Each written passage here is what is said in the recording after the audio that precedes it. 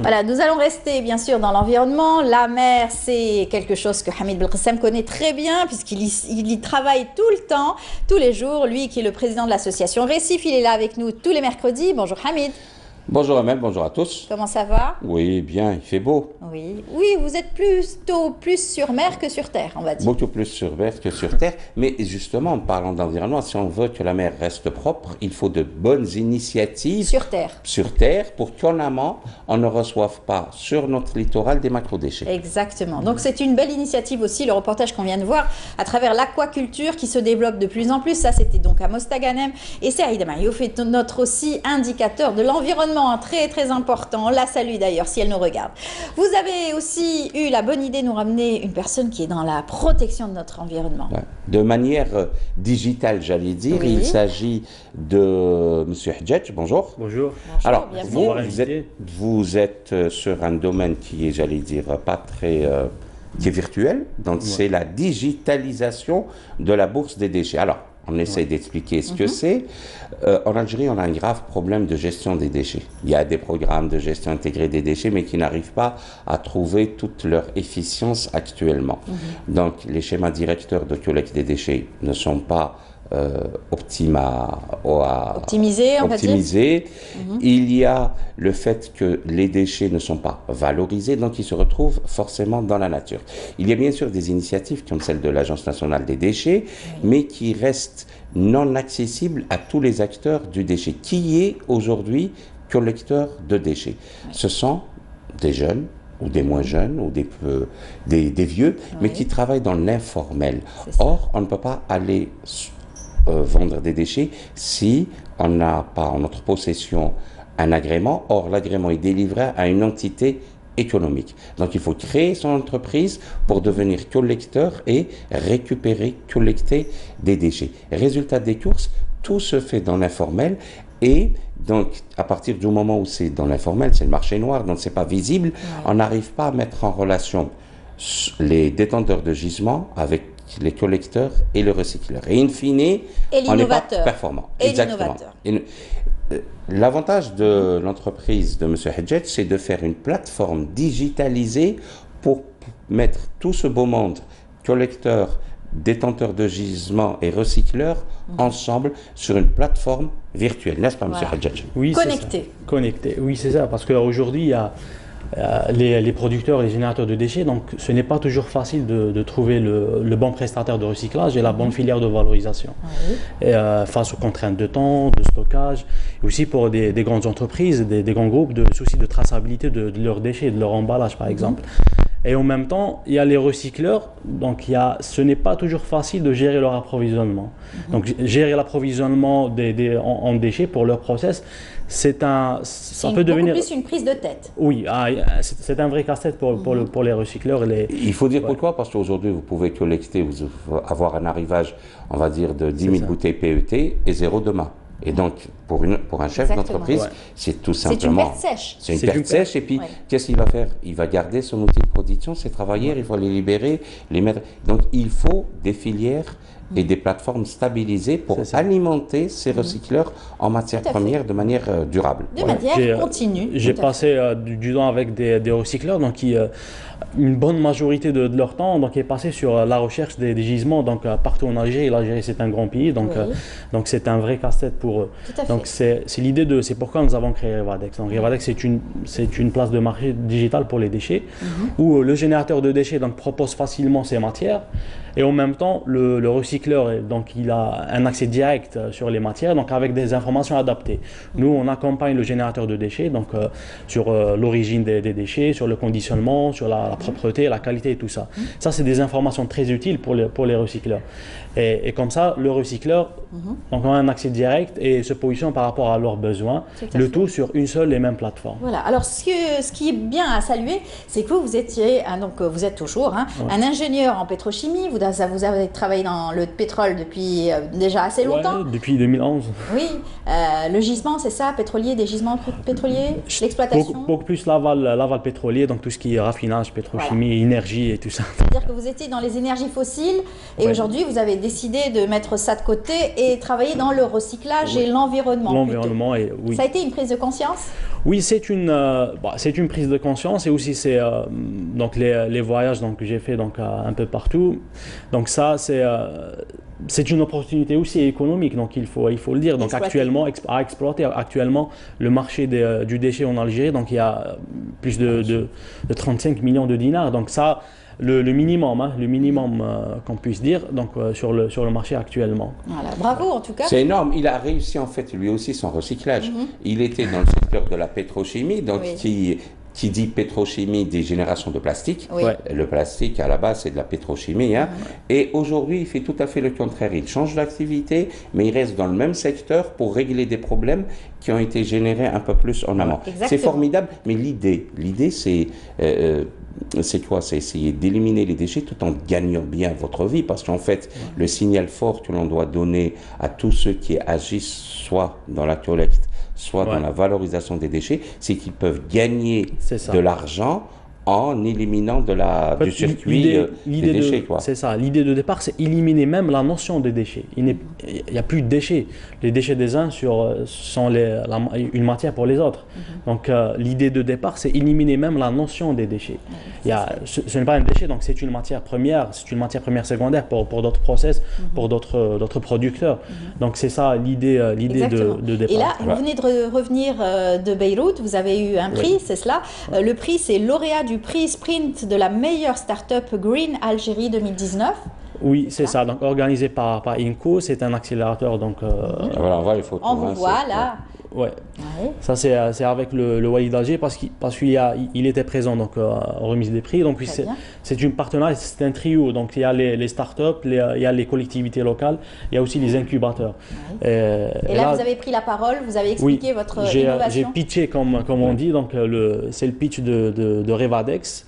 Et après, avec une remise de prix, il y avait d'autres pays, d'autres startups. Mais qui n'étaient pas forcément dans le recyclage. Oui, pas forcément. Pas forcément dans le recyclage, oui. Pas forcément dans le recyclage. Ce que j'ai bien aimé, c'était donc une start-up pour une économie durable et inclusive. C'est-à-dire que donc génératrice de richesse. C'est ça, inclusif aussi pour les collecteurs informels, puisqu'on travaille aussi pour une inclusion progressive des collecteurs informels dans des circuits plus rentables et plus sécurisés. Donc actuellement, il faut que l'économie, que ce soit dans l'économie verte, l'économie bleue, l'économie de cours, elle doit être inclusive. C'est ça. Donc, c'est très important. Vous savez, lorsqu'on parle de gisement, je pense juste qu'on est en période de vacances, quand on voit ce qui se passe juste à côté, à l'aéroport Houari Boumediene, des dizaines de milliers de voyageurs chaque semaine, des milliers de passagers jour, des milliers d'accompagnateurs qui produisent eux aussi des déchets. Donc imaginez sur une seule aérogare, les dizaines de milliers d'emballages plastiques qui pourraient être collectés chaque jour. Il faut juste mettre en place le circuit.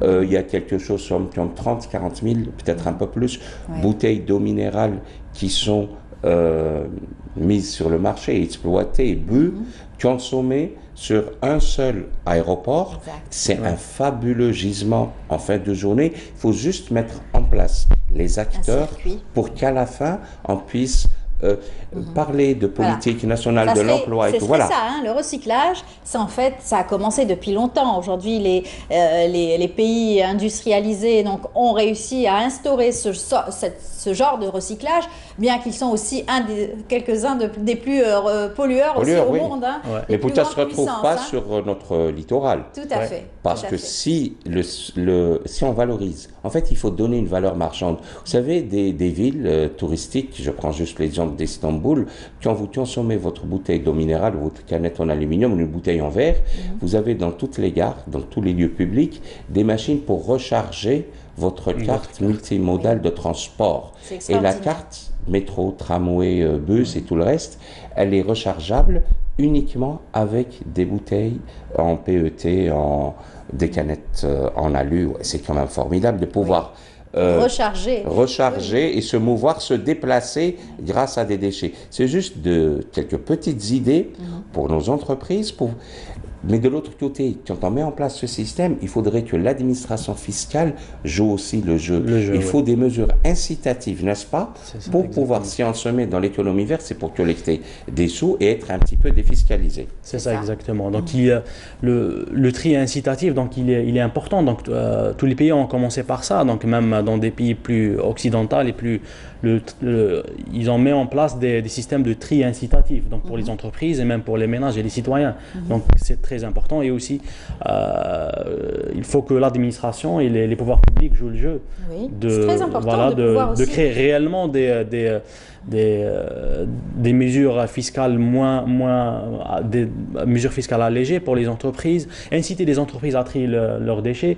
C'est tout ça, c'est tout un écosystème. Et là, il y a plein d'opportunités. Il y a des jeunes, il y a des projets, il y a des initiatives. C'est dommage parce que toutes ces énergies, ce sont des électrons libres. Hein, et c'est pas réuni, c'est pas pensé de la même façon pour une seule, en tout cas, conclusion. Hein. Oui. C'est dommage. C'est dommage, vous savez, et je pense qu'il va falloir, durant ce mois de juillet, qu'on s'intéresse un peu plus à la fiscalité. On va essayer d'avoir... il y a le bureau de la fiscalité écologique au ministère des... Oui. On leur lance en direct l'invitation pour qu'ils viennent nous expliquer pourquoi est-ce qu'un complexe touristique paierait les mêmes impôts, les mêmes taux, alors qu'il fait son tri. Quand il fait son tri, il va y avoir moins de charges au niveau de la collecte qui est effectuée par les APC. La collecte se fait par des camions, donc il va y avoir moins d'impact carbone sur un site touristique.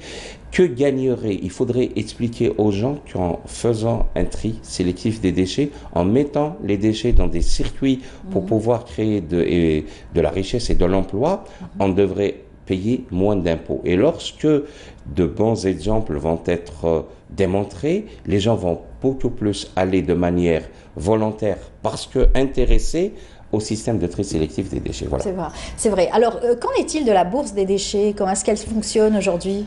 Sur la plateforme digitale. Oui, actuellement, on travaille actuellement même sur une nouvelle plateforme où actuellement le générateur de déchets ou le détenteur du lot de déchets ou de la source, donc il met facilement donc, le lot sur la plateforme. Et nous, on travaille donc en amont pour identifier toutes les informations nécessaires pour les recycleurs et tout ce qui est chargement, conditionnement, qualité, tout ça, origine. Et aussi, il y a les recycleurs, donc ils ont un accès direct sur les matières. Donc il y a le business model, il est simple, de Revadex. Et ça, ils ont un accès direct sur les lots de matière et se positionnent par rapport à leurs besoins. Il y a aussi il y a notre service d'accompagnement pour un bon déroulé logistique et opérationnel des prestations. Ça, c'est pour des entreprises qui ont une responsabilité sociétale et environnementale. Donc, il y a des entreprises qui ont ce besoin précis. Voilà. Donc, il y a les deux Exactement. services. C'est très important parce que vous allez donc donner la chance à toutes ces personnes qui veulent travailler dans le recyclage de pouvoir trouver facilement et rapidement tout ce qu'ils ont à chercher et à trouver pour justement travailler dans le recyclage et pourquoi pas créer leur propre start-up, elles aussi, oui, les entreprises. Et donner l'opportunité à l'entreprise qui a un gisement sans le savoir. Hein. Vous savez, vous prenez une grande compagnie maritime de transport dans le secteur hôtelier qui a un gisement quotidien de 10 000, 20 000, 30 000 ou même plus bouteilles d'eau minérale jour, quotidiennement, et qui ne sait pas que c'est un gisement. Or, en mettant en place cette plateforme numérique, digitale, de bourse des déchets, on va permettre de mettre en relation celui qui détient le gisement avec le collecteur ou le recycleur. Débarrasser cette entreprise qui a un gisement, lui donner des sous parce que c'est une bourse, donc c'est une activité tout aussi commerciale, et pouvoir inscrire un plus grand nombre d'entreprises algériennes dans le circuit vert et dans les chartes RSE, responsabilité sociétale des entreprises. Nous allons parler de l'orientation des étudiants et de l'emploi, parce qu'il va y avoir un salon. Ça serait aussi une très bonne opportunité d'offre d'emploi pour cette jeunesse aussi, qui pourrait trouver aussi grande affaire dans ce domaine-là du recyclage. Oui, du recyclage, de la gestion des déchets. Il y a plusieurs domaines. Il y a le upcycling, il y a plusieurs... Qui est Le upcycling, donc il y a des projets, par exemple, à partir de déchets, des déchets, que ce soit des entreprises ou... Ménagers. Et voilà, ils pouvaient produire d'autres produits. Des plaques de construction, des Oui, meubles. on a vu ça avec des startups qui justement proposaient ce genre de plaques de construction, Donc avec des produits recyclés. Il y a quelqu'un qui fait du côté de Boudoir, hein, il récupère des bouteilles PET, il a un bon gisement, il transforme les bouteilles qui sont propres, hein, du consommateur jusqu'au producteur, et qui en fait des jouets. On va tenter de l'inviter dans une prochaine émission pour dire, voilà, avec un déchet, quand il est bien pris en charge, quand il est inscrit dans un circuit bien identifié, ça va permettre de faire un enfant heureux. Il faudrait ramener la personne qui fait les sacs à base de filets de pêche, oui, échoués, et bien sûr celui-ci, pourquoi pas. De bons exemples pour les jeunes.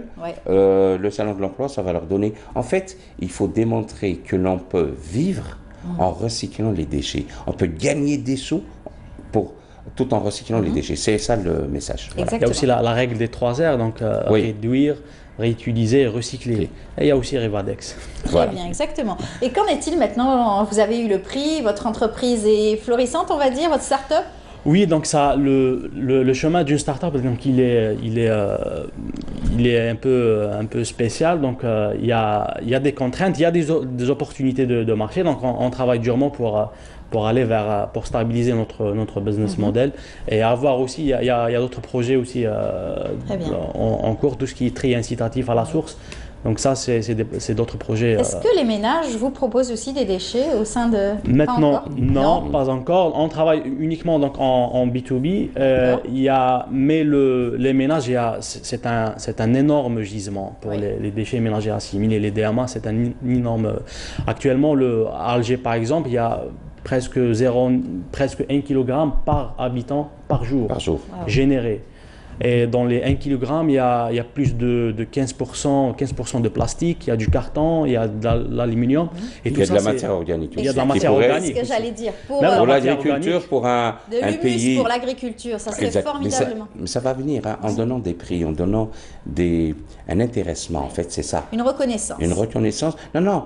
La reconnaissance, c'est le prix, mais il faut un intéressement financier. Au jour d'aujourd'hui, le jeune doit pouvoir investir dans l'économie verte et pas dans la shawarma ou dans le transport, qui sont des activités polluantes. Voilà. Polluantes, oui. Mais malheureusement... oui, nécessaire, d'accord. Et l'opportunité économique l'opportunité économique existe. Bien sûr. Donc, en tout cas, vous en êtes un bel exemple, hein, là, sur notre plateau ce matin. Bravo à vous, parce que vous avez réussi aussi à changer et aller de l'avant pour créer cette start-up. Et bien entendu, donner la chance à d'autres de pouvoir s'intéresser à ce domaine-là. Et pourquoi pas à créer de la richesse autour de vous. Hein, bien sûr. Un prix à l'international, c'est donner une belle image de l'Algérie qui sait très bien recycler ses déchets. Exactement. En tout cas, bravo. Merci on était très contents de vous recevoir. Bon courage. Et on viendra vous voir de plus près pour voir comment est-ce que vous travaillez au sein de cette start-up. Merci. Hamid, merci. Merci à vous. Merci une actualité à tous. autour de l'environnement. Ah oui, toujours. Ces jours-ci. Ces jours-ci, oui, il faut fêter le 5 juillet comme il se doit, en débarrassant l'Algérie et notamment le littoral de ces... Il y a des opérations de nettoyage qui se font tout au long de la semaine, mais beaucoup plus les week-ends sur le littoral. Donc la prochaine, c'est du côté de Temendfoust et Miramar, jusqu'à la banlieue ouest d'Alger pour le 11, donc 5 et 11 juillet. Parfait. Merci beaucoup, Hamid. À mercredi prochain. En attendant, portez-vous bien et bon courage à vous. Merci beaucoup. Voilà, on va continuer notre